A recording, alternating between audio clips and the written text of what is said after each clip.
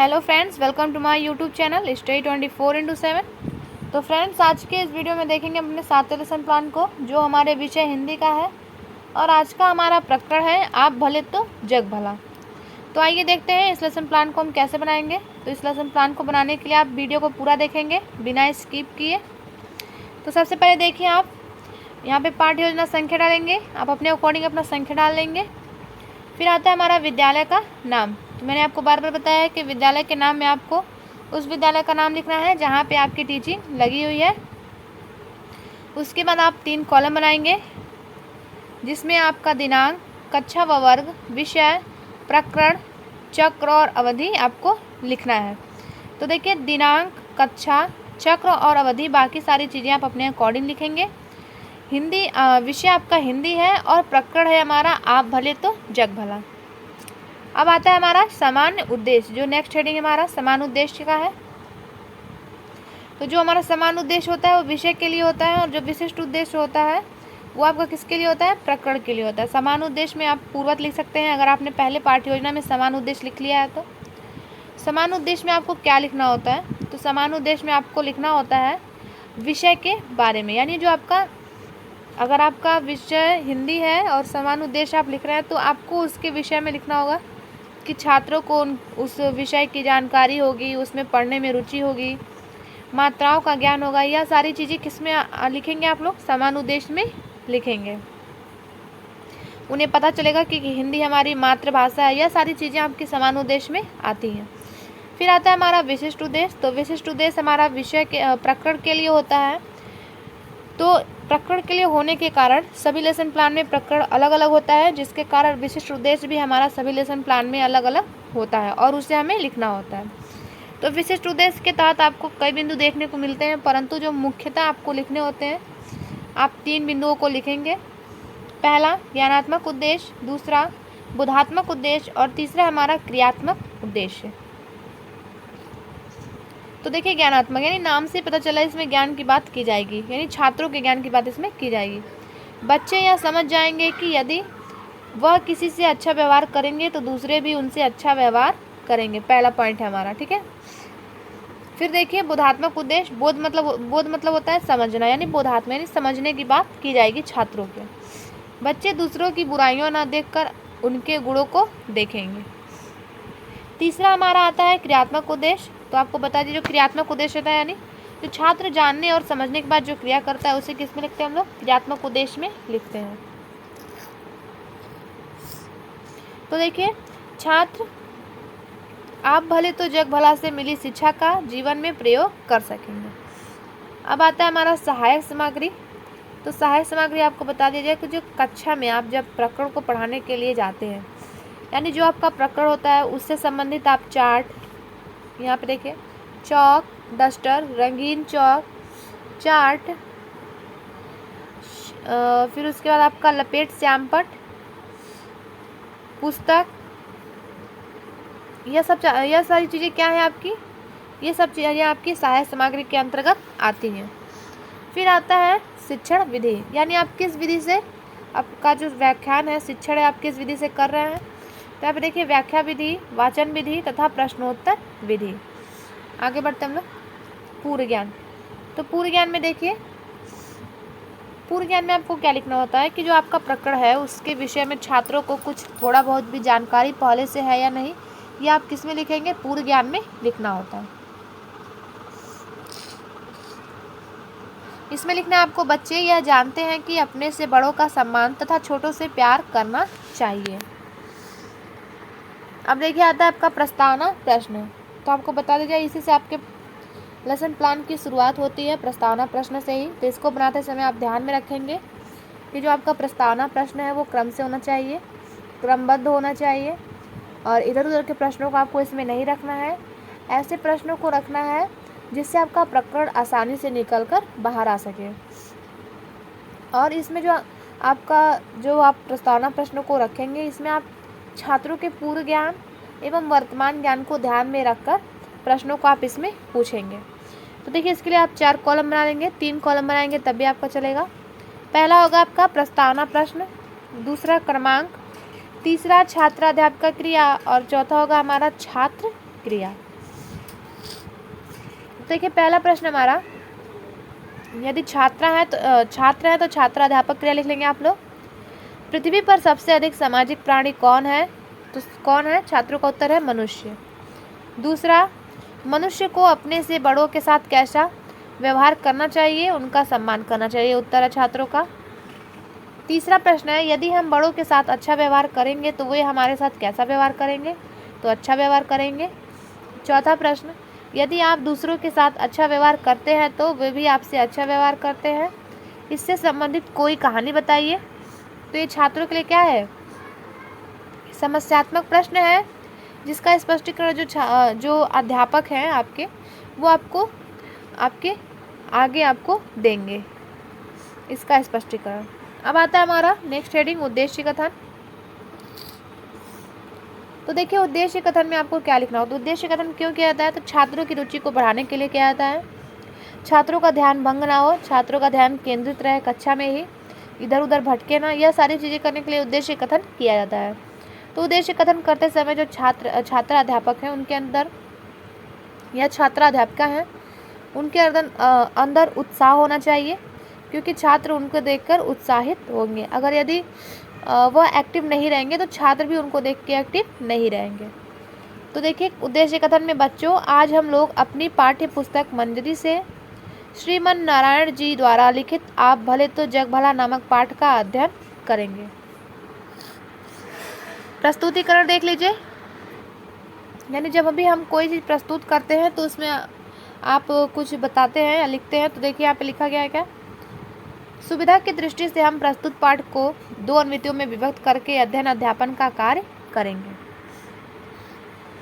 तो हेडिंग डालेंगे आप लोग प्रथमान्विति और लिख लेंगे एक विशाल डैश डैश रहस्य क्या है। फिर 4 कॉलम बनाएंगे आप लोग, जिसमें पहला आपका शिक्षण बिंदु, दूसरा छात्राध्यापक क्रिया, तीसरा छात्र क्रिया और चौथा होगा हमारा श्यामपट्ट सारांश। अब आप शिक्षण बिंदु में लिखेंगे आदर्श वाचन। अब देखिए आपको क्या लिखना है, छात्राध्यापक क्रिया में छात्राध्यापिका छात्रों को शुद्ध उच्चारण विराम चिन्हों का ध्यान रखते हुए उचित आरोह अवरोह के साथ गद्यांश का वाचन कराएंगे। छात्र क्रिया में सभी छात्र ध्यानपूर्वक सुनेंगे। फिर आप शिक्षण बिंदु में आपका हेडिंग होगा अनुकरण वाचन। इसमें छात्राध्यापिका कतिपय छात्र से प्रस्तुत गद्यांश का वाचन कराएंगे। छात्र क्रिया में छात्र वाचन करेंगे। फिर आपका शिक्षण बिंदु में उच्चारणाभ्यास एवं त्रुटि संशोधन। तो इसमें आपको लिखना है छात्राध्यापिका पाठ में आए कठिन शब्दों का उच्चारणाभ्यास कराएंगी। फिर आप लिखेंगे छात्र उच्चारण अभ्यास करेंगे। और देखिए श्यामपट्ट कार्य में आप ये ब्लैक बोर्ड लगा के लिखेंगे क्या, कांच, व्यवहार, प्रसन्नता, गुण, स्मरण, प्रसन्न चित्त। और देखिए फिर आप आगे बढ़ेंगे, काठिन्य निवारण में आप देखिए क्या लिखेंगे, छात्राध्यापिका प्रस्तुत गद्यांश में आए कठिन शब्दों का अर्थ स्पष्ट कराएंगे। और छात्र क्रिया में लिखेंगे छात्र कठिन शब्दों का अर्थ अपनी उत्तर पुस्तिका में लिखेंगे। और वो जो शब्द अर्थ है आप किस में लिखेंगे, जो आप शब्द अर्थ यहाँ पे लिखेंगे वही आप यहाँ पे लिखेंगे, यानी श्यामपट्ट कार्य में भी वही शब्द अर्थ आपको लिखना होगा। शब्द अर्थ हेडिंग डाल लेंगे और लिखेंगे क्या, गश्त खाना, मूर्छित होना, सबक, शिक्षा, बर्ताव का व्यवहार, एव का दोष और मिसाल का नमूना। ठीक है, वही चीज़ आप श्यामपट्ट कार्य में यहाँ पे लिख लीजिएगा। फिर देखिए शिक्षण बिंदु में आपको फिर से लिखना है मौन वाचन एवं निरीक्षण कार्य। तो देखिए आप छात्राध्यापिका छात्रों को मौन वाचन करने का आदेश देकर उनका घूम घूम कर निरीक्षण करेंगे। और छात्र क्रिया में आप लिखेंगे छात्र मौन वाचन करेंगे। ठीक है, अब आता है हमारा बोधात्मक प्रश्न। तो बोधात्मक प्रश्न में देखिए, फिर देखिए इसके बाद आता है हमारा बोधात्मक प्रश्न। तो बोधात्मक प्रश्न हम लोग क्यों पूछते हैं, तो जो आप स्पष्टीकरण देते हैं, जो आप व्याख्या देते हैं, उसी में से आपको बोध प्रश्न पूछना होता है। बोध प्रश्न क्यों पूछा जाता है, तो बोध प्रश्न इसलिए पूछा जाता है जाके जो छात्र हैं उनको आपने जो स्पष्टीकरण दिया है, व्याख्या दिया है, उन्हें कितना समझ में आ रहा है, कितना याद हो रहा है, ये सब जानने के लिए बोधात्मक प्रश्न पूछा जाता है। ठीक है, तो देखिए बोधात्मक प्रश्न का पहला प्रश्न हमारा, लेखक के मित्र का स्वभाव कैसा था, तो परेशान, नाराज और चिड़चिड़ापन।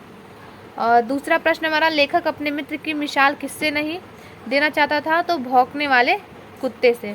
फिर देखिए तीसरा प्रश्न हमारा, अब्राहम लिंकन से एक व्यक्ति ने क्या पूछा था, तो आपकी सफलता का सबसे बड़ा रहस्य क्या था, यह पूछा गया था। चौथा प्रश्न हमारा, दुनिया कैसी है, तो कांच के महल जैसी है। फिर आप हेडिंग डालेंगे द्वितीयान्विति, ये देखिए, और लिखेंगे क्या, उन्होंने जरा डैश डैश यहाँ कहने की। फिर आप 4 कॉलम बना लेंगे पहले की तरह, शिक्षण बिंदु, छात्राध्यापक क्रिया, छात्र क्रिया, और चौथा है हमारा श्यामपट सारांश। तो शिक्षण बिंदु में देख लीजिए आप लोग क्या लिखेंगे, आदर्श वाचन आपका जो पहले ऊपर लिखा था आप लोग ने उसे ही लिखना है, इसलिए आप पूर्वत लिख देंगे। छात्र क्रिया में भी पूर्वत लिखेंगे आप लोग। अनुकरण वाचन, उसमें भी आपको पूर्वत ही लिखना है। तीसरा हमारा उच्चारण अभ्यास एवं त्रुटि संशोधन है, तो इसमें छात्राध्यापक पाठ में आए कठिन शब्दों का उच्चारण अभ्यास कराएंगे, छात्र उच्चारण अभ्यास करेंगे। और इधर लिखेंगे क्या आप लोग, श्यामपट कार्य में टिप्पणी, दादू, पंक्तियाँ, प्रीतम, पृथ्वी सिंह। आगे बढ़ते हम लोग। काठिन्य निवारण में आप लोग लिखेंगे, छात्राध्यापक पाठ में आए कठिन शब्दों का अर्थ स्पष्ट कराएंगे। और छात्र क्रिया में आप लोग लिखेंगे, छात्र कठिन शब्दों का अर्थ अपनी उत्तर पुस्तिका में लिखेंगे। तो जो शब्द अर्थ आप यहाँ लिखेंगे वही शब्द अर्थ आपको श्यामपट कार्य में लिखना है। तो देखिए यहाँ पे आप लोग देख लीजिए, खास का विशेष, नुक्ताचीनी का दोष निकालना, अमल का व्यवहार, दादू का भक्तिकालीन कवि, प्रतिध्वनि वस्तु से टकराकर वापस आया ध्वनि, यही आप यहाँ पे श्यामपट कार्य में लिख लेंगे। फिर आता है हमारा मौन वाचन एवं निरीक्षण कार्य, तो ये भी आपका क्या रहेगा, पूर्वत रहेगा। जो आपने ऊपर लिखा प्रथमान्विति में वही आपको लिखना है, इसलिए आप पूर्वत लिख सकते हैं। अभी आपका जब पूरा हो जाएगा तो आपको बोधात्मक प्रश्न यानी बोध प्रश्न पूछना होगा।